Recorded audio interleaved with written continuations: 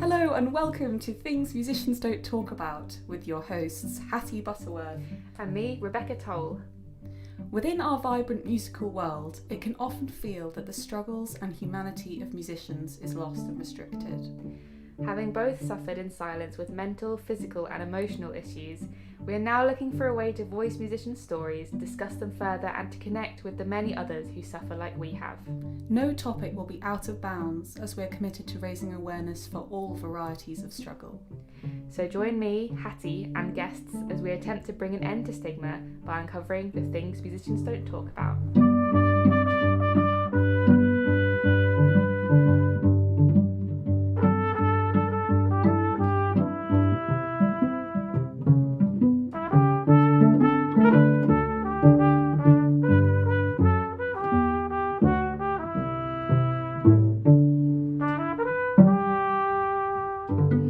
We are coming today from, can I say where we are? Yeah. The crypt.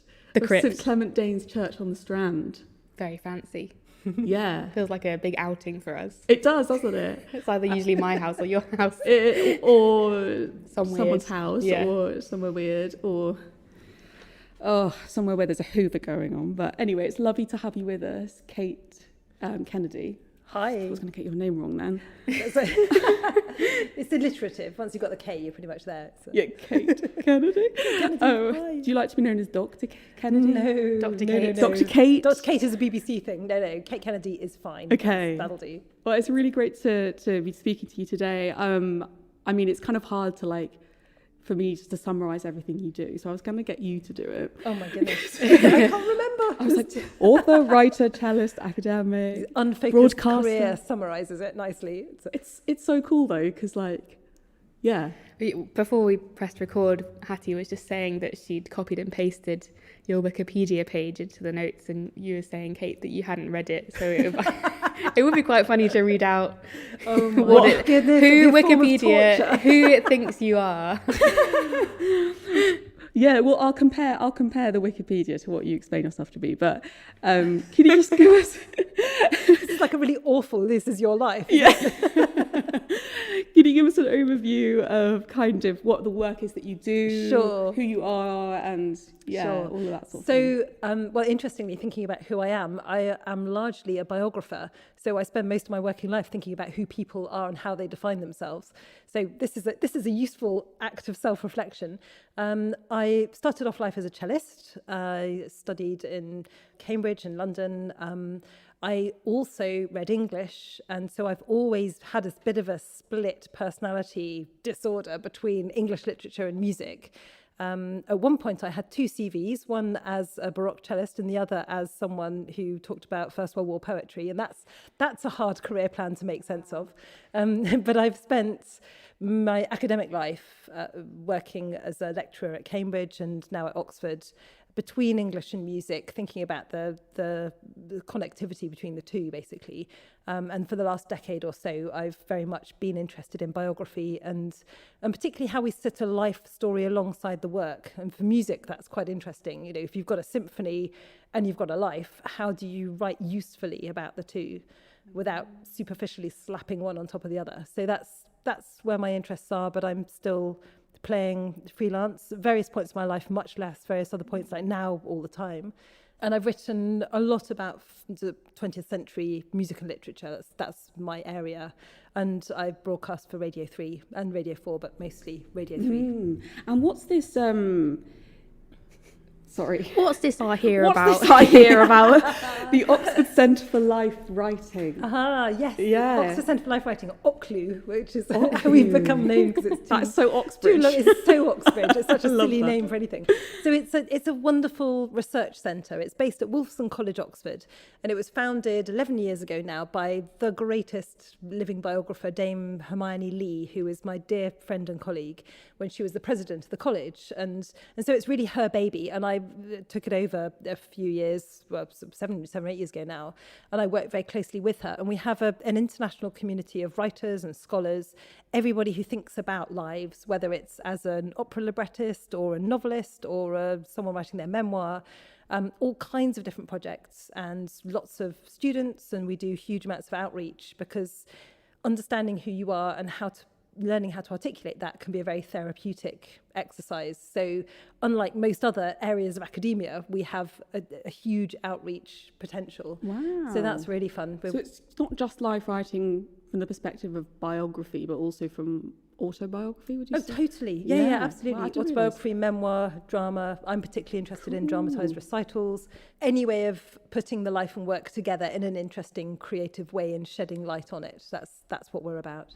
Wow, and I mean, it feels like with the sort of whole history we have of composers and the way they're talked about and everything, it feels like an interesting and maybe even an understandable route to have gone into, having been yourself a cellist and studied the cello and everything.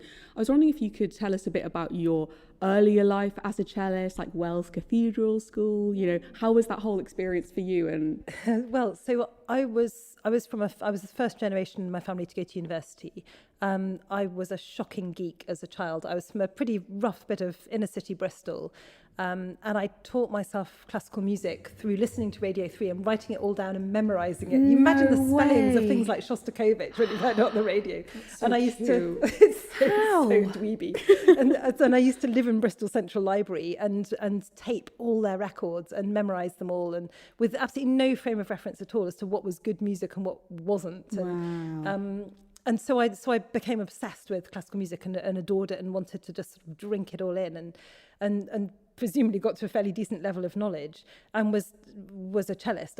In fact, at my junior school, I wanted to play the guitar because that was the only instrument I'd seen from a non-classical music family.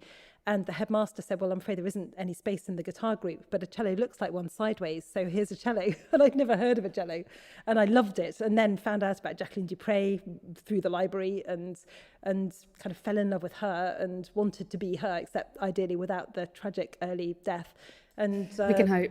Yeah, exactly. I've made it past 42 now, thank God. So, Nice. so I'm doing okay. But so I practiced. And then my music teacher at senior school thought, okay, she's now kind of at a point where we can't help her.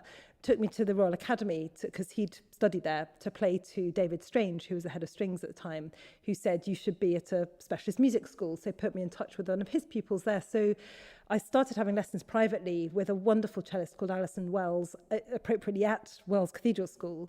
But my parents didn't have any money at all. And they said, well, if it costs under £1,000 a year for you to board and go to school, then you can go. And the government stepped in and gave me a 100% scholarship, thank goodness. And so I went with very dodgy technique, but an enormous passion and total commitment, and did very well very quickly, but without the technique to support it. So I'd never heard of tendinitis and I'd never heard of any kind of tension injuries. And of course, it's an accident waiting to happen, having this completely over-enthusiastic teenager, unsupervised, practicing 7 hours a day, doing trills and going, kind of absolutely caning my left arm. And it was coming up to Young Musician of the Year, and I was really focused. And something just snapped one morning. I was doing these ridiculous trills, and it was my third finger, which is kind of weak anyway, and probably terrible tension. And I just remember this burning, kind of bright burning pain down my arm. And I couldn't put my finger on the strings. I just couldn't use my third and fourth fingers at all. And I tried and I couldn't play through it. And so I then left it thinking, well, in a few weeks' time, that'll be okay. And it wasn't. And then a couple of months on, I was still unusable. And so I would sit there with my cello in the practice room, imagining playing with some Bach suites on the stand, but without being able to use my left hand. I could play open strings, but I couldn't do any more. So I have a whole repertory that at the time I'd never played, but I had a sense of exactly how I would phrase everything and what it would feel like, and a different relationship to the music. What age were you at that point where the injury started? 18, 17. Oh, okay, so like you were still at Wells, but I was still at school, sixth yeah. form. So I was in this kind of awful, tortured position of having got all this money being poured into me being there, it being the kind of fulfillment of my dreams to that point, being so desperate to catch up with the others who'd all been through National Children's Orchestra and all these things my parents had never even heard of, and had fantastic teaching all the way through, but not being able to touch the instrument and watching the time ticking on and being a kind of driven, neurotic 17-year-old, I stopped eating to punish myself for being so weak at having physically fallen apart. And obviously that isn't the route to helping much. And I remember at some point the school saying, look, you have just got to look after yourself because it's either going to be hospital or it's going to be Cambridge, and it's up to you which you're going to choose. And I thought, yeah, okay, perhaps I'll go back to the eating thing again. And so I went to Cambridge rather than music college because there was no way I could have got through enough practice at that point, and then went to the Royal College afterwards, but on Baroque, because Baroque cello is much lighter and gentler on your arms. So I was kind of pushed into early music just because of the sort of physical disability, really. Wow. So there was no real kind of support for the injury. People didn't necessarily know what to do, or they didn't know what to do. I think they were very concerned about it. And there was another chap who was a dear friend of mine in my year who had a similar problem. That he had the most enormous growth spurt, and so all his tendons were overstretched. And he came back after one summer holiday looking like the BFG. I mean, he was just so ridiculously tall. And he was a wonderful pianist and still is now. But it's taken most of his adult life to work out a technique that works around his injuries. And the school didn't really know what to do. There was an Alexander technique teacher, but by that point it's beyond her. Yeah, exactly. And they took us to some amazing crazy lady in Bath who was French, and I think she'd escaped Paris during the war. She was very, very old and very dramatic with incredible eyeshadow and all these dangly things. It was like a cave of sort of strange pendants and crystals and stuff in her house. And she would get a little bowl of olive oil and rub it on her fingers, then vigorously rub bits of our arms around it with this olive oil, and then we'd be sent back to school treated. I should laugh, but that is amazing. I mean, she was quite basically cool. marinating you. Yeah, exactly. We could have been a bit of salt. 20 minutes in the oven would have been delicious. But yeah. Oh my gosh. So that was the treatment at the time. But talking about the being that age and having an injury, and I mean before it started and before the sort of Young Musician of the Year Burning Pain thing, which is so interesting because that's exactly what happened to me at Chess really? in my last year. And I remember having a similar response to it with eating, but I kind of had a more healthy eating thing. I went gluten-free and stuff like that. I'm vegan. That's a lot healthier. Well, I don't know. Yeah. But do you think it was because you didn't feel you had an identity as a cellist anymore, that you needed to use another thing to cope? I guess I don't want to put words into your mouth, but was it before that all happened that you wanted to go to music college? I was completely sure where I was going. I was going to go to music college. I was going to be brilliant and right, as a performer. Yeah, absolutely. Nothing to do with Cambridge Academia. No, I mean, I loved writing and I loved literature, and I was very happy to go to Cambridge, and I was jolly lucky to get in with my 2 A-levels from a music school, particularly as I couldn't write and had to dictate them, and messed up my English A-level, which now as an English professor is, it was in fact, Cambridge let me in not knowing that there'd been a problem.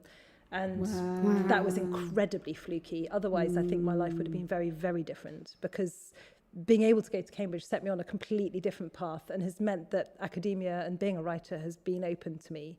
And that was incredible. In fact, the reason I changed to study English when I was at Cambridge in the middle of my second year was because a very rude flatmate called me Kate, who only talks to musos.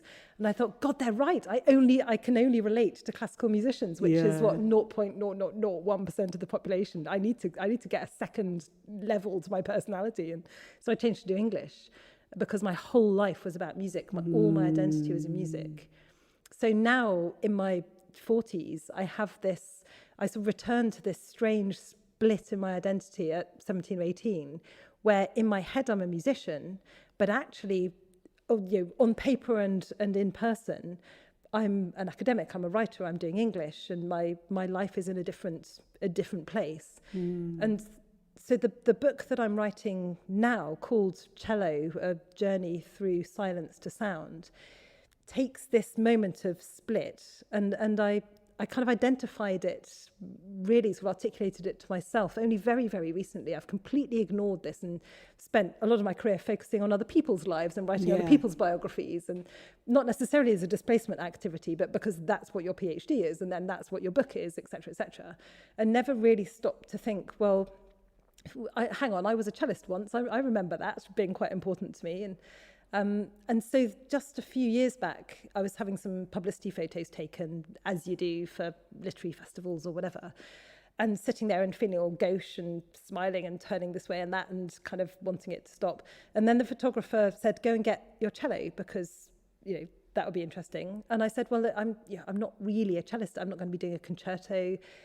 I don't need a publicity photo of the cello. And he said, no, I'm interested in how the light might shine off the instrument.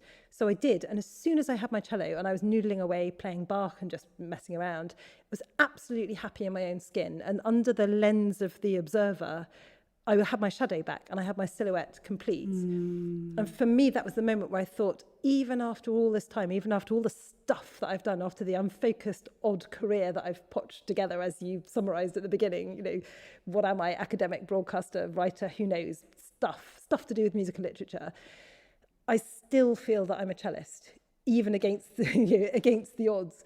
And so if that feels that strong for me, with the little career that I have had and, you know, whatever little potential I had, what would it be like for Jacqueline du Pré? What would it be like for Julian Lloyd-Webber after 30 years of an international career, not being able to play anymore? What's it like for the principal cellist of the Berlin Philharmonic, whose right hand doesn't work? What is it like if someone is separated from their instrument, or if the instrument is destroyed? What's lost, and what is that relationship between body and object? And so that's been my research project for the last few years. And I've taken my cello on my back, quite literally, right around Europe, every possible corner of Europe, playing to people and playing in weird and wonderful places and meeting people and having adventures and following these particular stories, these particular biographies, but also thinking about how you see an instrument differently, how you might listen to it differently, how you can have fun with it and play around with it, and what happens when it's destroyed, and what happens if it's resurrected. And these are all the kind of thoughts that have spun this book into being. And it's been the most wonderfully therapeutic experience because when you're structuring a book, you think, well, what's the driving force? What's the principle? What's our jumping off point? And so I use this idea of the photographs as my kind of way into my story, and so begins a journey. And of course, as a literary person and academic, I know I'm doing that. I know what my structuring principle is. You know, that's how you write a book. But actually, it's surprised me by becoming true that I have actually been on an emotional journey with the cello in the course of writing, which is almost, you know, as a cynical academic, is really funny because it's actually turned itself round on me. And I find myself at the end of the book playing almost full time and loving the cello and having a new cello that's wonderful that I can't yet afford. So if anyone listening would like to help me, I'm going to be crowdfunding for it. But you know, it's a new identity, and it is a dormant part of me that has been neglected, even through music college, really, but since those early years where it was absolutely what I burnt to do. Yeah. And now I've found a way of reconciling all the funny identities I've created ever since with the 18-year-old in me who sat there in the music room not being able to touch the instruments, and made something very creative out of it. And it's helped a lot of other people along the way, which is really another unexpected, glorious spin-off from it. Of course, yeah. I mean, you talk about now finding this resurrection of love and affection for it and your identity as a cellist. How was it then to be on the other side of that? And would you explain your relationship with it, say, at music college and at uni, as being one of hatred? Or would you not quite use that word? Yeah, gosh, thinking back. I don't think it was one of hatred, but it was quite distant. I think, actually, it's interesting you say that. I think I probably hated my modern cello. My poor old modern cello, I did really abuse it. All its strings fell off and it sat behind the TV. They are expensive. This one wasn't. This was rubbish. Yeah, because I had this beautiful Baroque cello, and that was a new start. And I got that just before I went to music college. I was borrowing a Baroque cello when I was at Cambridge, and I had this beautiful new cello. And so I think it felt like I'd had some awful, messy divorce with my modern cello, and it was just something I wasn't going to engage with. And it got to the point where it was physically unplayable because the strings had flopped off. And it just sat there for years, and I only played Baroque. And sometimes I even tuned it up to play a bit more modern, but it was definitely a Baroque cello. And so that, I think perhaps I projected my anger and fury at it letting me down so badly onto my poor beaten up old cello that I didn't touch at all. More through neglect rather than outright hatred. Yes, I think so. Yeah. But it was a scapegoating, perhaps, that rather than hating myself and abusing myself by starving myself, I could neglect the modern cello that I didn't want to touch. The thing that was causing you pain and the association with it. Yeah, exactly. wow. And it did cause me pain. If I played it, it hurt. So therefore, it sat behind the TV with its strings dropping off. That's so fascinating. Like, I'm totally. It's really hard. Like, It's really interesting. well, I never thought about it like that, though. That kind of projecting onto the object is so interesting. Isn't it? And it is only now, it's during the course of writing this book that I have a brand new modern cello. I've been borrowing one forever from the Royal College, which isn't that great, and it's hard to play. And again, that's not helped over my adult life so far, that it's a difficult cello to play and not well set up, and it needs a lot of money spending on it. And of course, I've never invested financially and emotionally in my playing, particularly on modern, because I've got a family, I've got a career, I've got other stuff going on, and I've pushed it right to the sort of bottom of my consciousness. And it was only when my husband mentioned just a few years ago, talking about the cello, and was saying to me, do you not miss playing? And I immediately felt like I wanted to cry, which is very unlike me. Yeah. And it felt like someone pressing on a bruise you didn't know you had. And I suddenly thought, yeah, actually, I really do. Yeah. And it strikes me that, like what you just said about somebody pressing on a bruise that you didn't know that you had, even though so much of this is about your internal identity, you've discovered so much about that through external things like the photographs, through writing about other people. yes, that's interesting. And I'm wondering, with your identity, because I also almost did English literature instead of music college. Did you? And me as well. I can recommend it. It's great.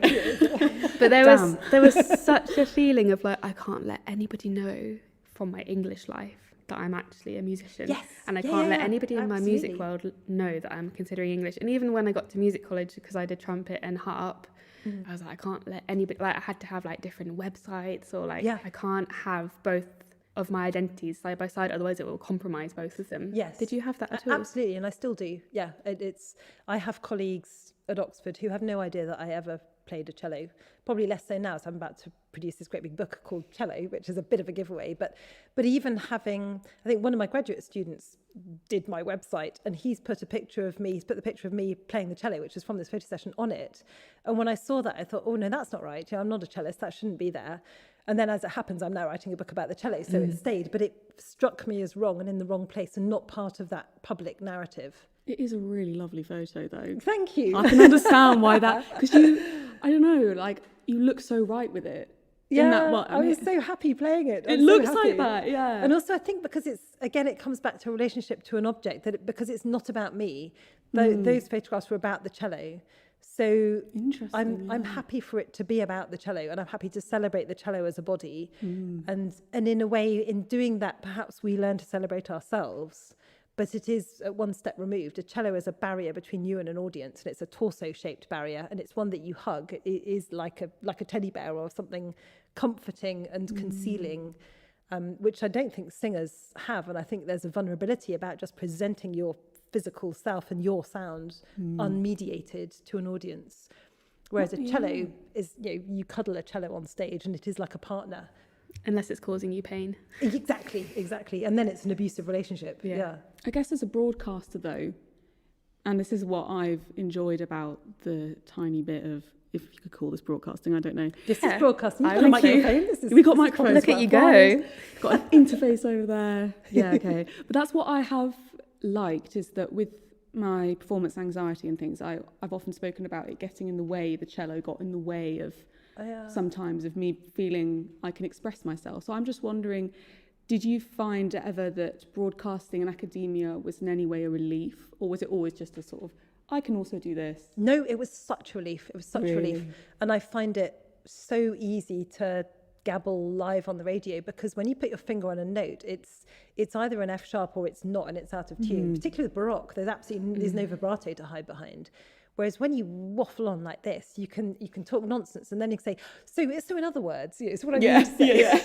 So for me, it's so much easier. Yeah. And in fact, it's so much easier. I'm a real liability, because particularly when you're broadcasting in lockdown and you're sitting in your pajamas talking to a laptop screen, you can say anything, and then you forget there's actually probably someone out there listening. And but yeah, it is almost cheating, I feel, for me. I would be much more nervous playing. But then, of course, the more I play and the more regularly I'm doing concerts, the easier that gets, obviously, because, you know, when you're out of practice, you jolly well should be nervous doing a concert because there's a chance it's not going to be great. And but so, how has your experience been now, coming back to the cello, playing more at the moment? I mean, how often do you play? What kind of music are you playing? Is it mostly modern? Is it quite a lot Baroque still? Like, how's your cello life now in the process still of finishing this book and everything? It's really joyful. It's really, really joyful. For a long time, I wasn't sure how to play if it wasn't sort of good professional paid work, because I don't know where my level is. And so someone who has freelanced for quite a long time, trying to find a place in amateur orchestras is really tricky. And I do slightly struggle with that, that I don't quite know where I sit within it all. But I'm just starting to find that I'm leading Oxford Symphonia, and it's a mixture of people. Lots of them are music teachers. Some of them aren't. Some of them are fantastic players who I assume are probably freelancers or have chosen not to, but could easily have been. And that's really fun because it's easy enough that it's not scary, and it's good enough that it's still quite satisfying.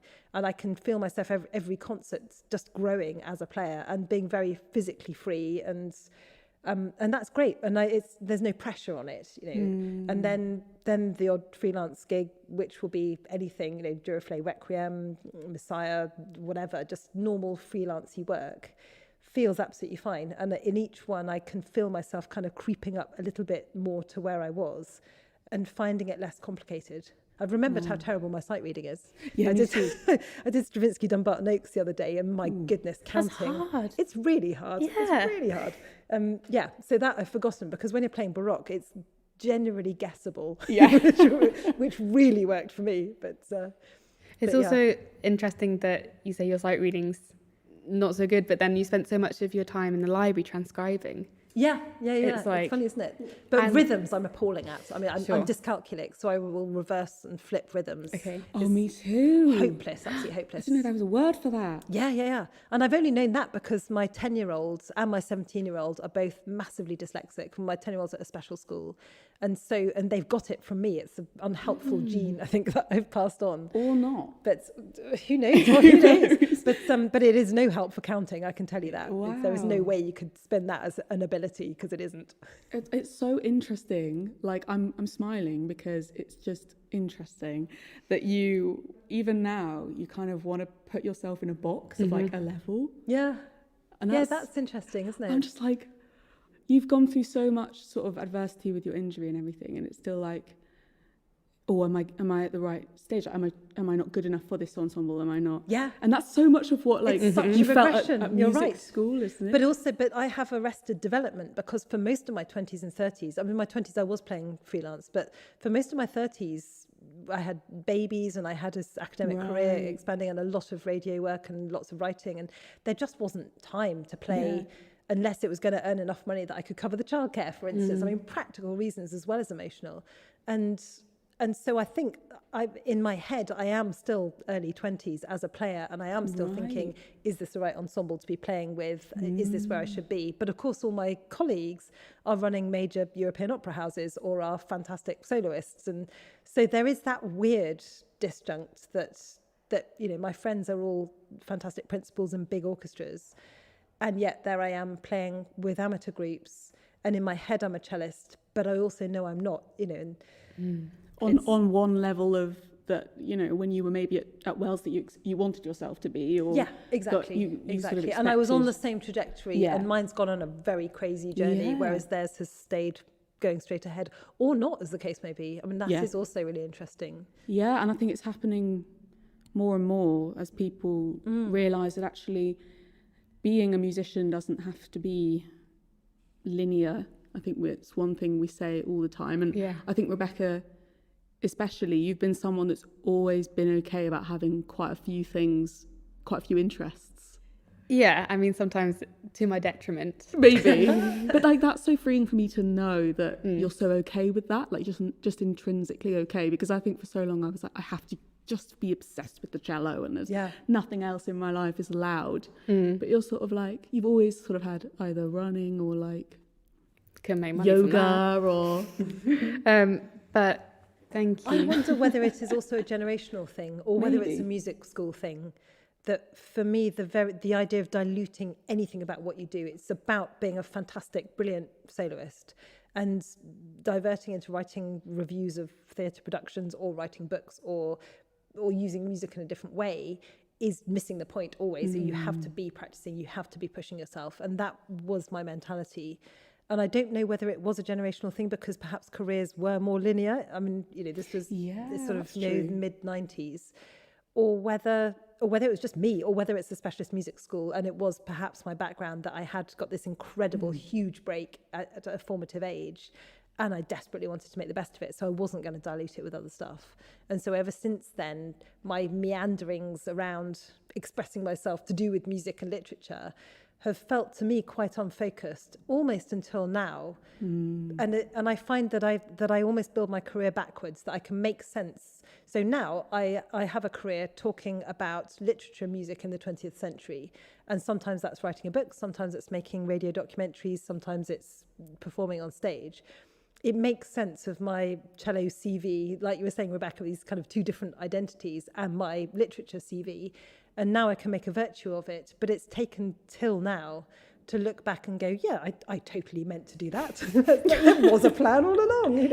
Well, I think there's such a huge disconnect between being like a holistic, like well-rounded artist and people that live their art, being a good artist to them means having all these different interests and informing yourself through different pathways, or the kind of obsessive musician who's like, I can only practice. Like kind of masochism side. Yeah, like I won't go out, I won't see people, I won't like absorb art, I will just play, and that's how I will get to this point. Yeah. And it's I don't know whether you know more about it from doing biographical work, but it feels like maybe the more masochistic side is more of like maybe more of a modern thing, because we have to get to places really quickly in order to make the money, whereas I feel like historically to be an artist you had all this time, and like money wasn't like amazing, but it was your life rather than just there was more space around the edges, wasn't there? We were all going at it much faster. I wonder whether there's that is interesting. But of course, as a biographer, the people who are masochistic can lock themselves away to get brilliant, make much less interesting subjects. That's really true. I think so I have read quite a bit of the Ivor Gurney biography. You're obsessed. Yeah. And it was just so cool. I don't know if you wanted this or whether I haven't read anyone else's review on it, by the way, so this is just me like going for it here. You're a worthy reviewer. Yeah, your review will be just as good, unless you're about to say it's rubbish, in which case, no. Yeah, you're a terrible reviewer. And I know it might have been because I knew I was going to meet you, and so then you also are slightly more motivated to read something, do you know what I mean? Yeah. But I really couldn't put it down in a way that other biographies of artists, I have to reread the page like 3 times. You're good at putting books down, is what I would say. Some books deserve to be put down. Depends on the book. And I just think there are so many biographies that are like, I'm not going to name names because I really actually don't know, but I have read some which, gosh, I have to read 3 times. It's just full of like references that I don't get, and it doesn't feel either that I get a full impact of who the person that I'm reading about or what their life actually felt like. And I was wondering whether this style of biography is something you've been inspired to do based on maybe other types of biography. But I feel like the composer biography in general doesn't feel like it uses the style that the Ivor Gurney one does. That's so interesting. Yeah. So you should be a reviewer. You can keep that as I'll stick that on my dust jacket. It's you absolutely hit the nail on the head with it. So because of my strange identity as a literature person, I'm an English lecturer at Oxford. I was a music lecturer at Cambridge. I'm kind of sit weirdly between the two. And I am deeply, deeply immersed in literary biography and in the way that we write about lives and in what Virginia Woolf says about the way we approach her life and what lives we tell. And I have wonderful, very, very eminent literary colleagues who I'm constantly in discussion and dialogue with, which is a huge privilege. And so I bring that kind of hat or that life, whatever, to musicology.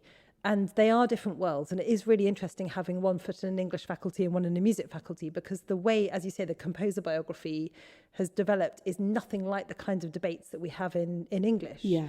And the kind of wacky creative ways we have of grouping lives together, or of telling lives in different directions, or of messing around with them and putting ourselves into the narrative, and just being creative and seeing where the boundaries between the ways we might write a novel, for instance, the ways we might write a biography might be. And so I absolutely draw on that tradition when I approach writing about composers.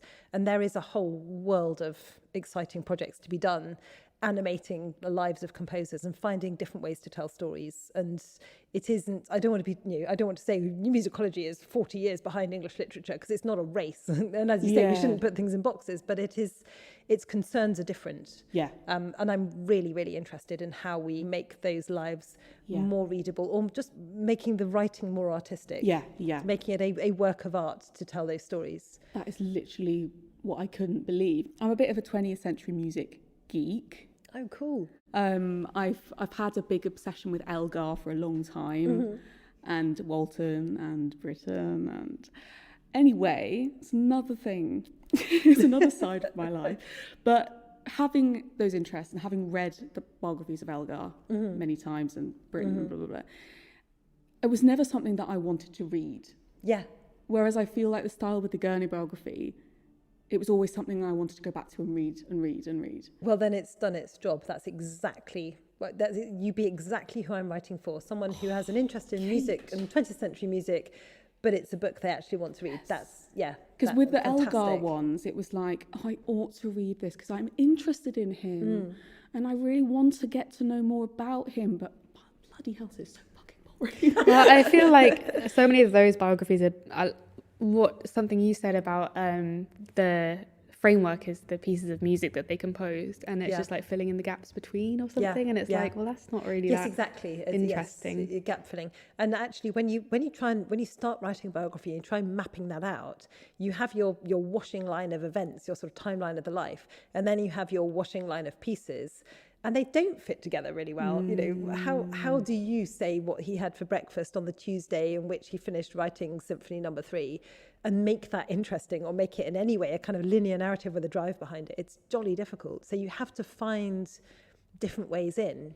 Yeah, I was also really glad that you didn't give like a massively long, like boring dilly-dally about his childhood, and then you went like straight to the point. I cut it. I did do that, and then I thought I'm too bored even to read that myself. So I went straight into it. I'll start when he's 20. Yes, because that's when it gets really interesting. Yeah. Exactly. The linear cradle to grave, or the sperm to worm biography, as we really call it, is really quite hard now to publish. And I made the choice with Gurney because there is, so I mean, for your listeners, Ivor Gurney was born in 1890, died in 1937. He was the weird thing of being a little bit like me. He was a poet and composer, and it's almost unprecedented. Apart from going back to John Dowland or Thomas Campion, you don't find someone who is equally brilliant in those two areas. And by brilliant, I mean not like me. He was brilliant. So that in itself poses a structural problem. You've got to look at all the poetry and you've got to look at all the music in the same breath, and the life, and hold it all together. So there's a lot of stuff with Gurney. He was in a lunatic asylum. He was in the First World War. And so there's a huge amount of archival material and historical knowledge you have to hold alongside the events of the life. And then he's locked up in 1922 for the rest of his life for 15 years. So then you have the whole history of British psychiatry to meld into all the stuff that you've got. And he's still churning out music and poetry like there's no tomorrow, which there wasn't for him. There was no tomorrow. He's writing into a brick wall, effectively. So there's a massive amount to hold together in one book. So I had to make the decision that actually, if I tried to be too clever with this, and if I tried to muck around and do it by theme or start with the death and work backwards or anything like that, it would just be jolly confusing, because so much of his material is unpublished. So I'm holding together a lot of manuscripts that people have never seen, songs they've never heard, because they're still all in archives, as well as all this material. So I had to make it linear and, start with him early and end with the death, effectively. But within that, I messed around as much as I could possibly within my framework, which is why he starts at the age of 20. And I simply looked at the first 3 chapters and thought, well, what do we really need? Yeah. pulled out the bits we need and then backfilled it from the age of 20 onwards. So when we're thinking about his mother, I will pour in the stuff you need to know about his mother without it having to be in chapter 1 and 2.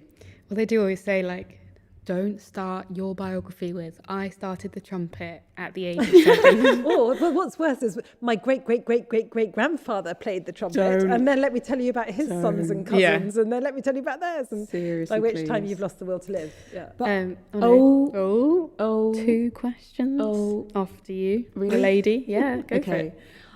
I'm just really fascinated to know why a lot of your subjects have been and are continuing to be musicians, performers, composers who have lived through adversity. And actually quite a lot of them, I suppose, have had that specific experience of mental illness, which is something that obviously... Mental illness,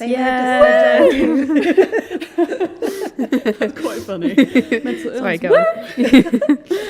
Why do you think you wanted to talk about complicated people like Gurney, for example, who have stigmatized lives? It's very easy to say he went into the asylum in 1922 and then, you know, the rest of his life was there, full stop kind of thing.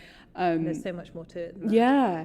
And what I'm trying to say, why take the risk of choosing people with such adversity and difficult stories and painful stories? Yeah, that's really interesting. So I started working on Gurney during my PhD. In fact, my PhD ended up being about Gurney, but I'd actually, having, playing full time and having left the college a few years before, went to Cambridge to start a PhD on women ambulance drivers in the First World War, until my PhD supervisor realised that I was playing full time as well. So why don't you write about Ivor Gurney? Because no one ever has talked about the music and literature at the same time, because I was equally trained to do both, and that's oddly unusual.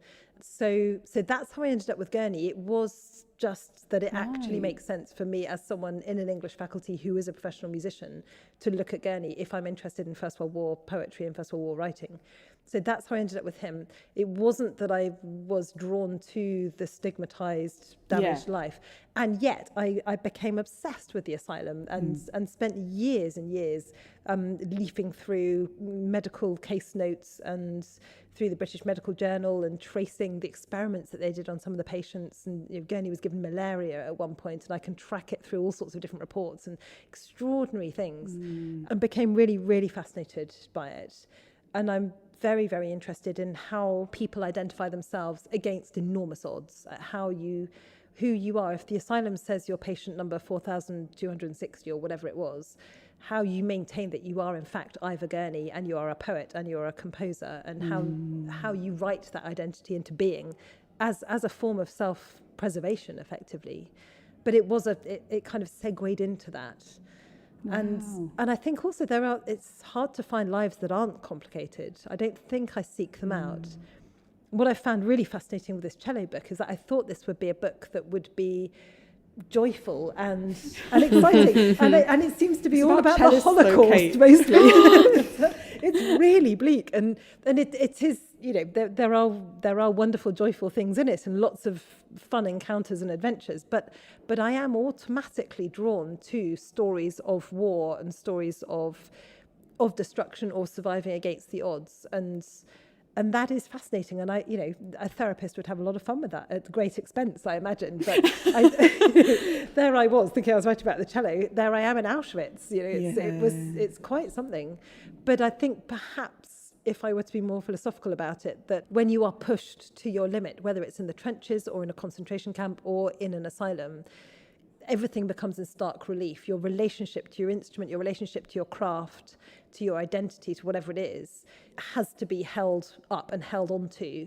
And so at that moment for the biographer, there's the moment to think about what a cello means if you are the bass line in the camp orchestra in Auschwitz, or what your poetry means if you're writing in an asylum and nobody is publishing you, but everyone thinks you're mad. What does your sane voice mean to you then? Wow. Yeah. So much more than if you're having a nice career, middle-aged, bit of a paunch, 2.5 children, whatever, and a nice wife. It's when it's absolutely pushed to the limits that it becomes fascinating for me, I think. I was just interested in Ivor Gurney himself because I haven't read the biography yet. Well, that's not very good I preparation. know, I'm Rebecca. sorry, I was teaching. But Oh, my beautiful. I love it. Da, da, da, da. I mean, this could be the bells of Gloucester. It could be. We are obviously in Gloucester Cathedral yeah, this is because Gloucester. we're on site for Gurney. I was going to ask whether they used his work against him to keep him locked up. Was that a thing? That's such a good question. My goodness, I wish I had students this cool.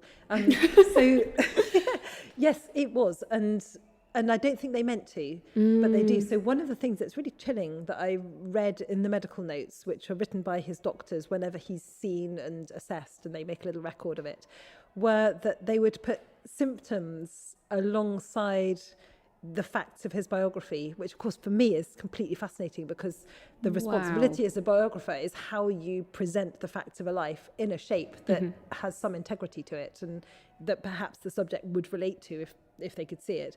So you get phrases like sits with a cushion on his head to ward off electrical waves, believes the machines under the floor are torturing him, claims to have been assistant organist in Gloucester Cathedral. And you think, now hang on a minute, one of those is true. That's not a symptom. And they're not saying that it's delusion, but the claims works very hard in that context. Or, you know, claims to be writing poetry. Well, yeah, he really, really is, and there's lots of it. That's so interesting. But it becomes, because your life story is not in your own hands, when you hand over your all control to an institution, you are not your own person, you are a patient with a number. Yeah. And so it's very easy to read that as being the institution being hostile and him having his own identity used against him. And indeed, there was a case rather famously of an American asylum where some patient was kept in under delusions of grandeur, which is a very usual thing that people think they're the queen or something like that.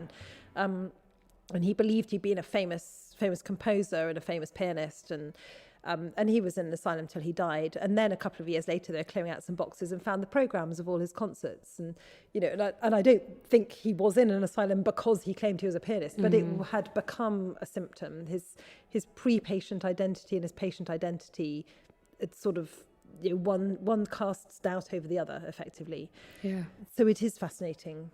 If every musician was like assessed based on their artistic worries and stuff, whether we'd all be in an asylum. They like, would be overcrowded. Yeah, like my therapist, when I often start talking about like stressing over some piece or some note, she's like, she looks at me really weirdly. Yeah, mine like, did as well. Are you okay? And I'm like, it's just being a musician, man. Yeah, like, we just blow it off. Don't we? Like, I had that when I was like, I went to my therapist at the end of like second year, and I was like, I only got 68 in my recital, and it was literally like the end of my life that I hadn't got first. And they're like, huh? And she looked at me with this look that I'll never forget. That was like, are you okay? What is this? Like, why does this matter? But then you'll say something like, oh, I've played in the Albert Hall, like just like it's nothing because it was with like some youth orchestra or something. And they'll be like, that's amazing. Why aren't you bigging yourself up? Like you should have this sense of grandeur about yourself. And you're like, nah, it's just fine. I wasn't paid. Like, I don't understand what the it's big really deal interesting, is. isn't it? The world does look different to non-musicians, and what we see as an achievement is not necessarily what the outside world would see. I think that is part of the worry that people have about talking to musicians about things, is that you kind of need to be a musician to understand whether something is, the perspective is different a lot of the time.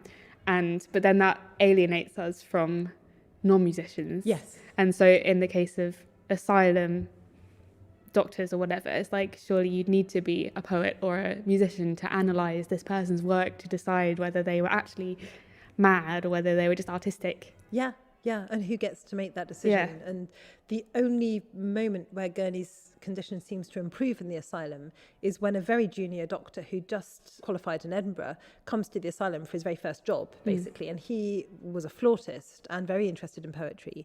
And it turns out, and you can't tell from Gurney's medical records, but it turns out that he was taking Gurney for walks around the grounds, just the two of them, off record. So again, we have to be really careful what we read into what we find written, because it's at the tip of the iceberg a lot of the time, and sometimes actively misleading. And so they were going for walks, and he remembered that when he got Gurney talking about musical poetry, he just lit up and he clicked into being the person he was before. But if you sat him down in a in a clinic or in a room and said, now tell me what your delusions are, he would be very taciturn, or he wouldn't speak to you. And after a while, he refused to be assessed by any doctors. The last few years in the asylum, he simply won't let anyone near him. But when he was with Dr. Anderson, talking about music and poetry, he was himself. You know, and being taken seriously as well, probably for the first time. And someone speaking his language and having the respect to do that. But Adeline Vaughan Williams came to visit him and said he's so desperately sane in his insanity. And surely it would be kinder to let him have one day in the Gloucestershire meadows, even if he kills himself, than to keep him locked up there forever. Which I think she was right. It was such an interesting, like, ethical, isn't it? Question. Yeah. I think I'm even reading today. You know, obviously I'm very interested in mental health, contemporary mental health. No way. You would never know. You should do a podcast. I shouldn't know. You should do blogging. But on Twitter, you know, and that's where I find most of the information that I know is true. It must be. Yeah. People are still saying that today, that, you know, once you enter an asylum, everything you say is either used against you or said, you're not in your, there's a way of saying that I've forgotten, you're not in your right mind, or mad. What's it called? Sad. Bad. There's a phrase, but it's fine. And it's funny how, I don't know, I'm just making a point of, like, still the culture of asylums is very dehumanizing for people even today, and often very counterintuitive in the help that they're able to give and the support they're able to give people. Yeah. And even worse, I think, in some ways now, because in Gurney's case, he was with doctors who were with him for years, and people knew his story. Even if they might use it against him, or even if they could discount it, they at least had a longer view on him. Whereas if you are either in an asylum with changing medical staff, or are in the community with a different psychiatrist every couple of months, the backstory to you, or the series of events that led to this point of crisis that is being presented to them, isn't part of the equation, because there is such a turnover of stuff, and the biography of the patient isn't valued in the same way, or the ways in which the patient narrates their own experience isn't paid attention to. And that means that you are doubly silenced. You are divorced from your story, and your ability to express your own story is not considered, is not sort of written into your treatment. And a lot is being missed, I think. There's a very interesting book by a woman called Barbara Taylor, who is a great historian, but had a huge breakdown and was in Fry and Barnet Asylum. It's called The Last Asylum. And she talks about exactly that actually the asylum in many ways was a very good thing for her. It was one of, an asylum like Gurney's huge Victorian institution, which is now pretty much closed, and everyone's out in the community. And she had this experience that nobody knew where she was coming from, and you have to start afresh each time, and it's really disruptive. I hadn't really thought about the fact that, especially if you're sectioned or, taken away to be put into an asylum, nowadays that's under the care of the police, which is another institution that's not equipped to deal with mental health in the way that you would hope potentially in Gurney's case. Just can't get quite the right people. But I was going to ask whether, or what your views, this is quite a huge question, but what your views on musicians and mental health is like nowadays, having been writing from a more historical point. Can you see a contrast with how musicians are treated nowadays, or? That's really interesting. I imagine in the last few years there will be much material for PhDs to come and studies, and having been I'm very, very closely associated with the Orchestra South Bank Sinfonia, which is a fantastic institution based at St John Smith Square, and it's all musicians in their mid-20s really who've finished music college, finished postgrad from all over the world, and come to London to study for a year. And so when lockdown hit, there was a new generation of South Bank players, all from all over the world, many of them without very much money, all of them with their freelancing work completely cut off, no possibility of teaching unless it was online, away from home and not able to get back to New Zealand or wherever. And the mental health implications of that were enormous. There were huge, huge problems for them, because you can't survive as a musician, and there is so little work, and it is so badly paid when there is work, and when there's none and you're isolated, and that your need for a musical community is is stymied because there is no ability to make music. It's very particularly bleak. I think for actors as well it was, but there is something about a musician being cut off from what you do, whether it's because the climate is so hard to make a living and there are so many more of us being churned out of music colleges than there are jobs in orchestras, or whatever it is, or whether it's because it's an artificial barrier being placed like lockdown. Mm-hmm. I think there are very particular mental health concerns, and I imagine it was a jolly sight easier 100 years ago or so when there weren't that many great British players and orchestral playing was not as good, and we were bringing a lot of people in from overseas, but I would have thought that it would be easier to get full-time employment as a musician then than it is now. And that, of course, comes with its own mental health implications.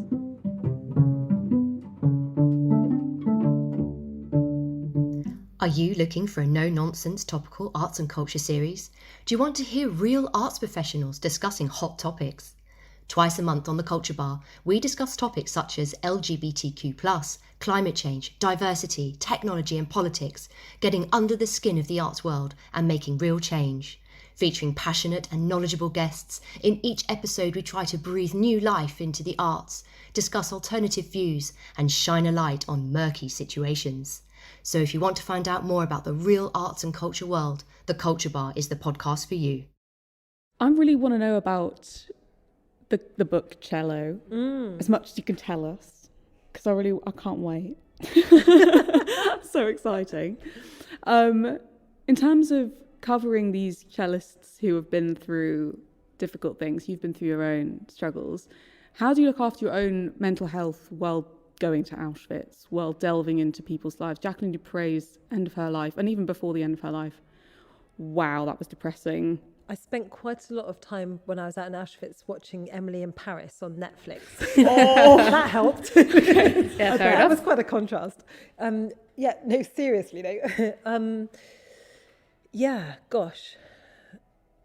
I think what has really, really helped me, particularly with one of my stories, one of the biggest of the 4 stories, was that I actually become involved in it, and in a creative, constructive way. And I'm constantly thinking, I can't make this better. I cannot cure the Holocaust. I cannot fill in these gaps of people who are missing. I can't make this okay for these people that I'm deeply involved with now. But in one particular story, a fabulous cellist called Paul Hermann, who was a Hungarian cellist, was in Berlin, very, very famous, sort of stellar young career. He would have been the next Pablo Casals, and that was how he was being reviewed in the press. But he was Jewish, and he was hounded right across Europe, went into hiding in sort of southern France, and was caught, put in a concentration camp in Paris, and then shipped up to Lithuania and killed, and is in a mass grave there. And it's the bleakest of stories. And he wrote fantastic pieces, amazing cello concerto, amazing grand duo for violin and cello. Brilliant music is left. So we have something of his voice, but his cello is lost, and I'm trying to find it. So this is a really long preamble because I'm working with his daughter, who's now 90. And the last she saw of her, the cello and her father, was when she was 7. And I have been able to restore so much of his story to her and go to these places with her and show her the places her father lived in Paris when he was writing to her and sending her copies of Baba the Elephant. And, but she could never go there because it was the war, and there was, sort of the borders were sealed, and she was in Holland.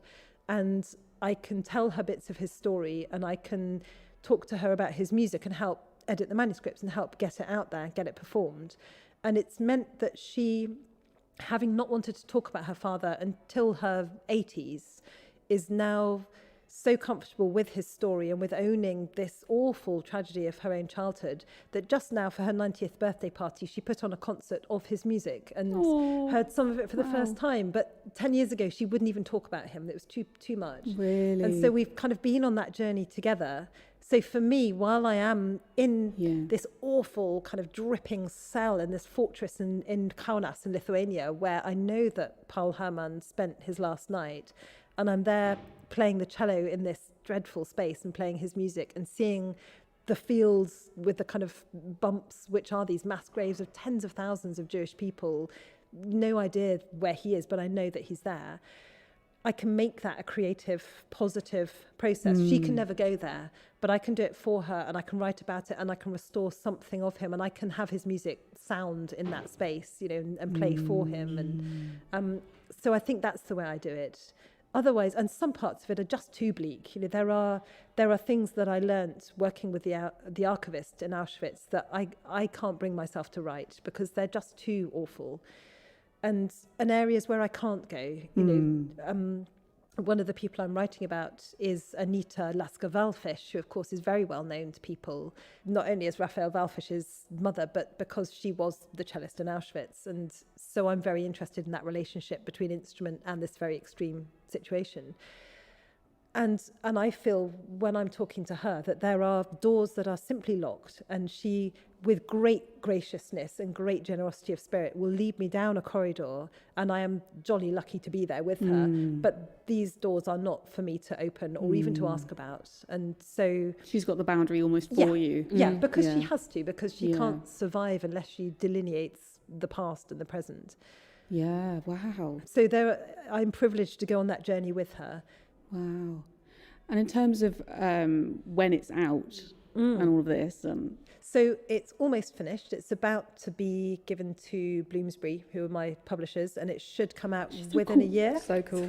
So not, but yeah, it's with Bloomsbury, and it should come out within a year, hopefully. But one of the things that's stopping me from handing the manuscript over is that I am determined to find Paul Hermann's cello. Wow. Because I can't find his body, but somewhere out there in Europe his cello is, and I know enough about it that I could identify it, and I can give people enough information to identify it. But it's like someone with amnesia who's had a knock on the head. It doesn't know who it is, and its player will not know whose cello it was. So the extraordinary thing is that I've learnt in enormous amounts of research trying to trace this cello is that it has what has been called a burnt-in inscription. It's like a birthmark or a tattoo on it. Wow. And I've only just found what this inscription is, which reduced me and his family to tears, which is ego sum anima musical. I am the soul of music. I am the spirit of music. And this is what his cello says on its ribs. Yeah, on the ribs of the cello. We can find inscribed. We can find it. If someone out there is playing a Galliano cello that's worth a fortune, it's a beautiful cello with I am the soul of music in Latin inscribed on its ribs. Now, that's if I pretty can unique. find that and play his concerto on it in front of his daughter, that's when I can publish a book. Yeah. So I'm kind of the reward. Looking for this cello. I can't believe how clearly personal it is to you and it's so personal. It's so awesome that you're writing it and that you're that dedicated that you want to delay it to find this cello. I would just be kicking myself if I published it and then someone said, hey, I've got this Galliano with this funny inscription. I'd be like, no. There'll have to be a part 2 though, Kate, if that happens. Yeah, cello the return. This time it's even more personal. Return of the Jedi. It feels like your career pathway has been so personal to you and your body and your cello and everything. Yeah, and it but feels without me even noticing, it's only now that I can actually theorise it in this book. It's Do you know, you said you were not sure how much of you're going to put in it. Do you still not know? At the moment, I start it as a personal journey and you follow me going and getting a coffee and meeting these people and playing with these people and doing things in these places. And so I am the narrator through it as I tell these stories. How much I'm going to go on and on about the injury, I don't know. Please do.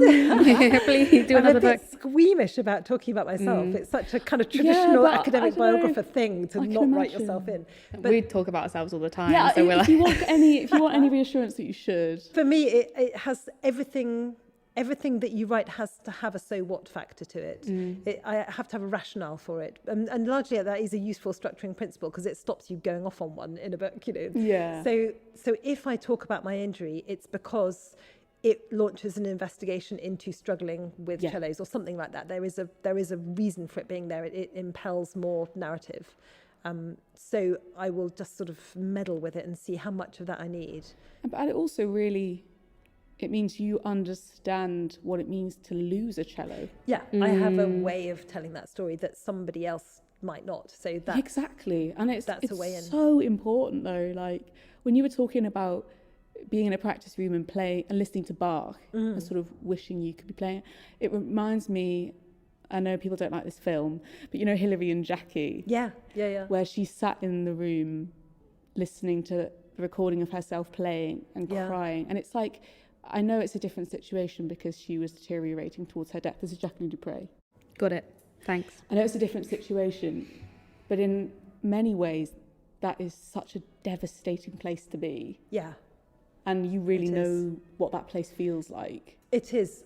But at the same time, that was Jacqueline Dupre, and the stakes are so high. It's like tragedy, you know, sort of Hamlet. Right. You have to be a prince to fall to make it tragic. And that's something I wrestle with, that I was good, but I was 18 and I was not Jacqueline Dupre. And so when I sit with Julian Lloyd Webber and he's weeping and he's telling me about the moment on stage playing a double concerto with his wife, realizing that he simply could not hold the bow anymore, I can't lay claim to that. Me in a practice room at school is not the same. And so I have to use my experience as a way of eliciting these narratives and a way of understanding, but not go, yeah, I totally know where you're coming from. Good point. Because I don't, you know. That's And a really I good have point. a very happy, lovely career doing all kinds of wonderful, wacky, creative things. And I have the privilege of being able to draw on those in order to think about these very difficult subjects. Whereas they don't, you know, they have made huge international careers being brilliant at what they do as a cellist. And then it's all fallen apart. And that's a different level of awful. So I have to tread really carefully with that. Wow. So to draw things to an end, Yes. shall we do our usual segment? Yes. We tend to do a little win of the week after, because we talk about such heavy things, and it's good to even just say something small that we are happy about I guess. this week. I guess. Hattie, I'm going to make you start because Right. you always have a pretty good example. Oh, I really don't. You do, I'm sure you do. I'll cast my mind back to the week just past.